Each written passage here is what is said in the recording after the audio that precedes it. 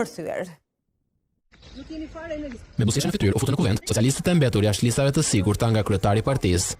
Pa kënaqësinë askush prej tyre nuk e shpreu në publik, por para kamerave treguan se ishin të lumtur që të duhet të luftojnë për të siguruar një ulse për mandatin tjetër. Unë falenderoj zotin Rama që buri kritere forte që vetë nuk e mendonte se ta kuptoj që vjen i tij. Po në fund fare edhe se ka një forca politike që ne përfaqësojmë. Jetë vazhduese e reformave që do të vinë. Por kjo është për Partia Socialiste. Është një kënaqësi që pas përfundimit zgjedhjes është votat e kryetarëve.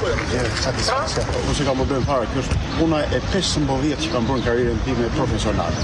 Shumë i lumtur dhe i privilegjuar. Damian Gjignuri ka 17 vjet në politikë, ku të gjitha fushatat i ka fituar.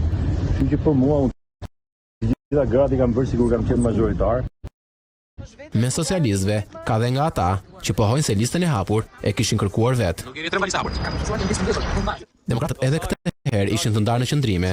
Dashnor Sula, që e braktisi logon blu për koalicionin Nisma Shqipëria bëhet, ishte jashpër me kryetarin. Përfundimisht, Partia Demokratike u zhbë statuti, u zhbë statuti Partia Demokratike. Nuk mund të lejoj, po përdor termin, të përdonohem. Kam sakrifikuar për të parti, jetën në kuptimin, familjen time, për gjithçka.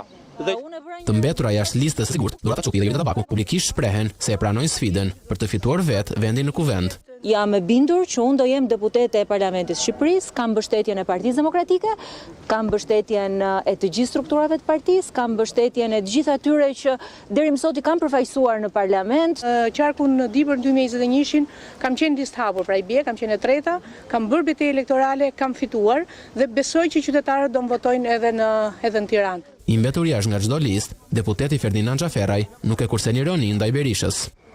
Koalicioni i drejtuar nga 3 burrat e shtetit, Selami Eniçeri, Sali Berisha dhe Kujtim Gjozi, janë kthyer në tmerr për Edi Ramën. Surprizon Monika Kryemadhi, që divorci me Ilir Metën duket se konsideron vetëm matrimonial.